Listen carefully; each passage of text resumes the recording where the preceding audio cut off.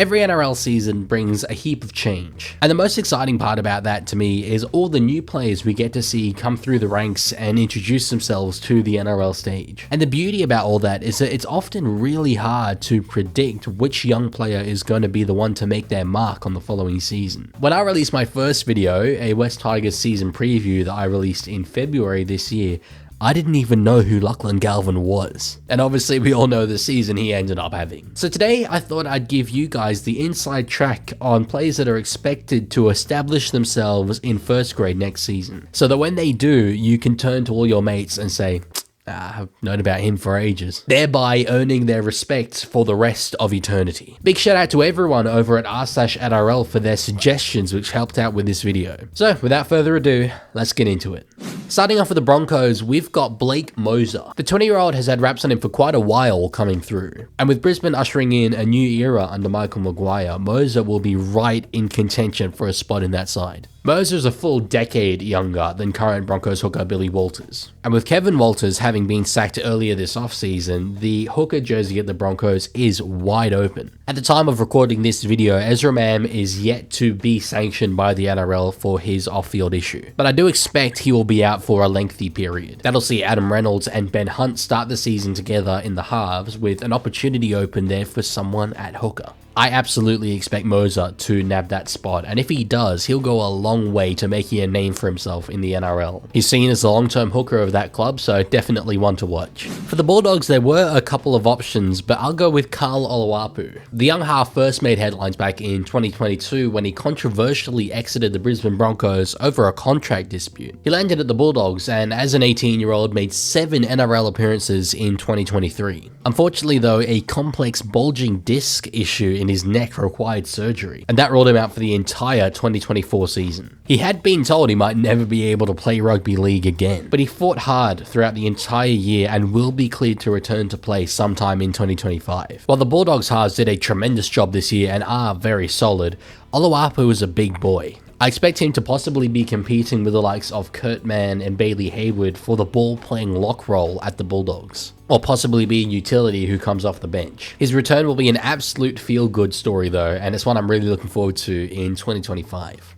Moving on to the Cowboys, and this is a side with a heap of very exciting young guns. Zach Leibart and Robert Darby are two outside backs who I really think could nail down starting spots this season. But I have gone with a more left field one in Jackson Purdue. The 19-year-old has made 8 NRL appearances at centre, on the wing, and off the bench, but he's actually a halfback, which is a position that a number of guys will be competing for at the Cowboys. I definitely expect Jay Clifford will get the first shot at that 7 role. But Clifford will be 27 coming into next season and is a bit of an NRL journeyman. He's certainly a more complete player, but if the Cowboys do struggle at the start of next season, then they might look to the future and build a Purdue dead and halves combination sooner rather than later.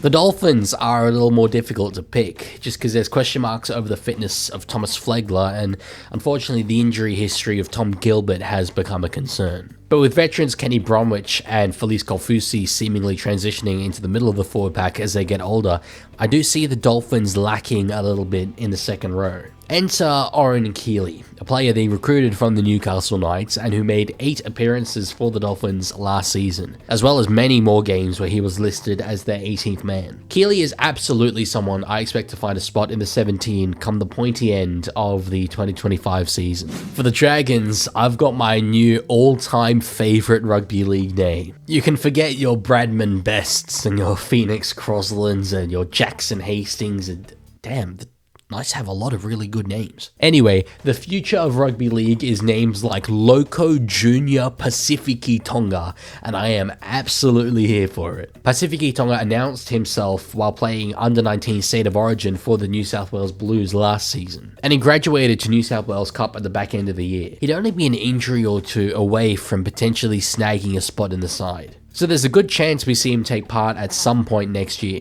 And once he does, he is tipped for a big career at this level. Out at Parramatta, this to me is very much a 2-horse race. It's a question of who replaces Clint Gutherson at fullback, and that appears to be down to one of Isaiah Iongi and Joash Papali. And it is Papali, not Papali'i. That is how he wants it to be pronounced. In terms of ability and potential, it might as well be a coin toss between them. The only reason I've gone with Iongi is that at the time they signed him, the reports were that they were able to lure him over from the Panthers with the promise of first grade football. I think at minimum that'll mean he probably gets the first chance at filling that fullback jersey in round 1. Worth mentioning too though is Charlie Guymer, who was the man that every Eels fan who responded on Reddit put first. The 20-year-old back rower managed 2 NRL appearances last year before his season was cut short through injury.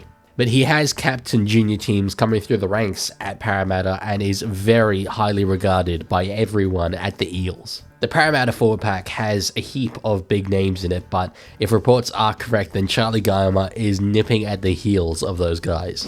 Next up is one that I'm probably a little biased about, but I just really want to see it happen. Will Price is an English 5'8" who's only just turned 22 after making his debut in the Super League for the Huddersfield Giants when he was only a teenager. He managed 5 NRL appearances in his debut season with the Knights, but that whole time was a victim of that halves merry-go-round they had going all season. The reason why I want to see it happen so much is that it just feels like a long time since we've seen an English spine player come here and dominate. Obviously guys like Herbie Farnworth and Dominic Young are killing it in the backs, but we haven't had a Josh Hodgson or a Gareth Widdop for a long while now. Price is one of 2 guys in this video who I think has the potential to do that.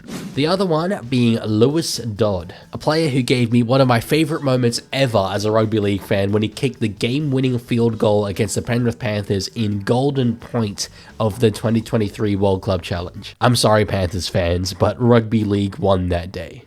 Lots has been reported by the Australian media about the 22-year-old being dropped by St Helens midway through the 2024 season. But, as is typical, we didn't report anything about him working his way back into that side, playing in the finals, and only missing out on a prelim because of a Golden Point loss to Sam Burgess' Warrington Wolves. It shows you the impact that the media have in the way that we see players, because Australian fans have written him off before he's even gotten here.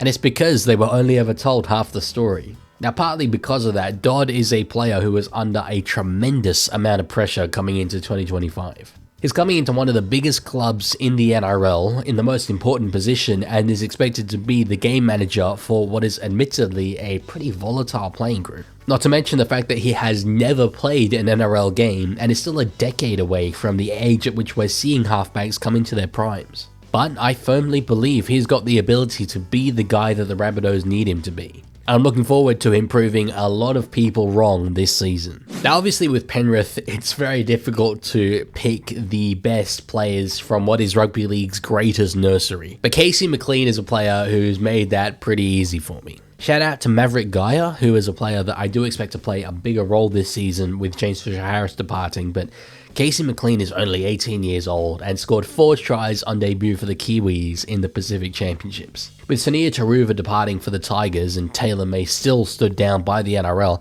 I'm backing Casey to win that wing spot coming into this season. And if recent history has taught us anything, it's that when a young player comes through in the Panthers outside backs, they absolutely kill it. And Casey is arguably the most talented of any of those players we have seen come through.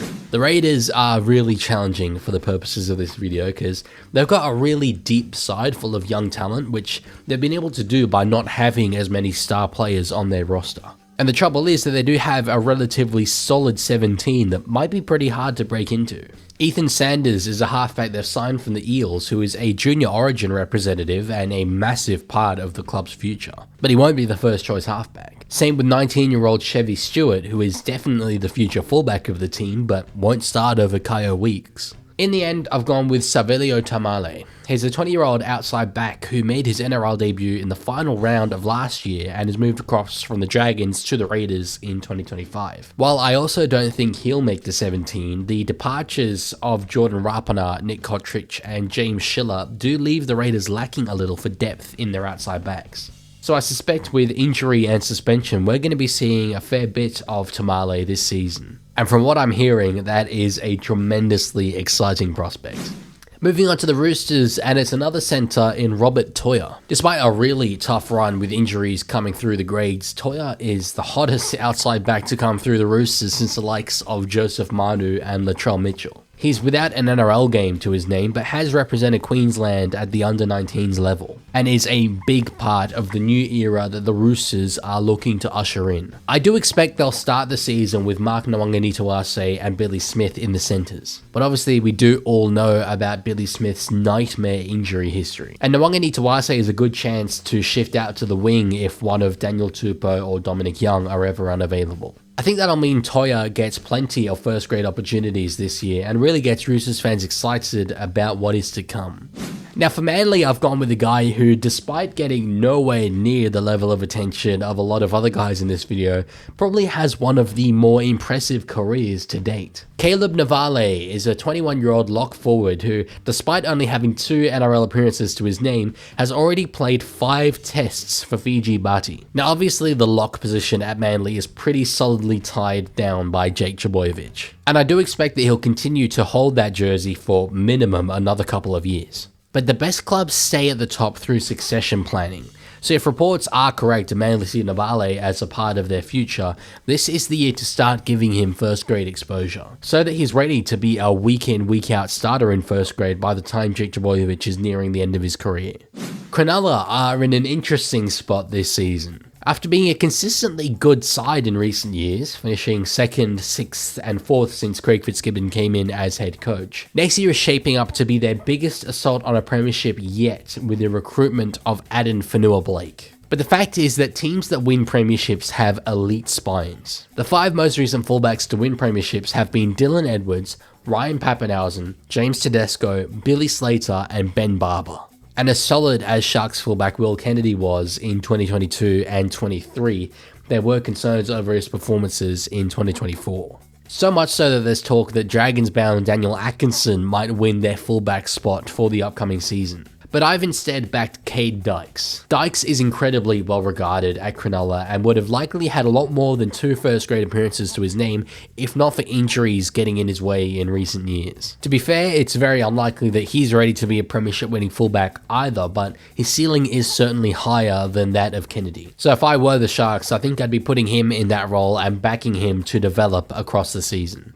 Okay, nearly there, only 4 more to go. Melbourne have an extremely settled squad, and a number of injuries through last season meant that they debuted a heap of guys. So almost their entire squad by this point are somewhat experienced NRL players. But in terms of a breakout player, I've gone with Joe Chan, a player who they signed a couple years ago from the Catalan Dragons. The 22-year-old has 12 NRL appearances to his name, 11 of those coming last year, and has proved to be a really solid player in that time. But what we see time and time again with the Storm is that guys don't just stay solid players for very long in that system. They hit much higher levels than that, and it doesn't even really take them very long to do so. I absolutely believe Chan will do that too. Melbourne had Sean Bloor and Eli Katoa dominating in the back row last year, but with Trent Loiero now firmly transitioned to being a lock, Chan will move into a really key role as the 3rd choice back rower at the club, likely coming off the bench in the Storm's best 17 for 2025. For the Titans, I've gone with a guy who we've only seen make 10 NRL appearances, but who's already an established star for the PNG Kummels. Jacob Arlick is already 25 years old and only made his NRL debut in 2023, but he's an explosive back rower who is really well suited to the modern game. To be honest, I'm kind of surprised he hasn't played a bigger role for the Titans so far in his career. He's a guy who I expect will be targeted by the new PNG side in 2028, so the next few years of his career will be really crucial for him in terms of establishing himself as a first grader. With Keenan Palacia and Isaac Liu departing the club, there's now a little bit more room for him to do that, and I do back 2025 to be the year he hits that level. Meanwhile, at the Warriors, everyone is talking about Ali Leitawa at the moment, but honestly, while I do rate the hell out of him, my focus is on Dimitri Baimonga. The 20-year-old back rower played the last 5 games of the season for the Warriors, and particularly caught attention during their round 25 loss to the Bulldogs. He looked huge and barnstorming, but while also being really quick. There are certain games I remember watching where a young kid that no one has really heard of just stands up. Nathan Cleary's debut game was absolutely like that. Dimitri's game against the Dogs had that same kind of feel about it to me. The sign of a player who you get the feeling is going to be playing first grade at a very high level for a very long time. He is a player who has got me very excited. And finally, from the Tigers, it's young hooker Talon Da Silva. Still only a teenager, he debuted midway through 2023 and has managed 11 appearances for a Tigers side that during that time has featured the likes of Appy Coruscant and Jacob Little. With Appy 32 years old, Talon is viewed as the long-term hooker of the Tigers. He's certainly an option to be their number 14 regularly this year, although he will be competing with the likes of Jack Bird and Latu Fainu. But if he does win that spot, or even if he just gets it through injury, I do think we'll start to see why he's held in such massively high regard at the Tigers. He's also got eyebrows that you just can't stop looking at, which I think will be a really effective strategy against opposition defenders. So there it is, we're done. One breakout player for every team in the NRL this upcoming season. I'd love to know as fans who you guys are expecting a big season from at your respective clubs. But anyway, that's it from me. Thanks for watching, and I'll see you later.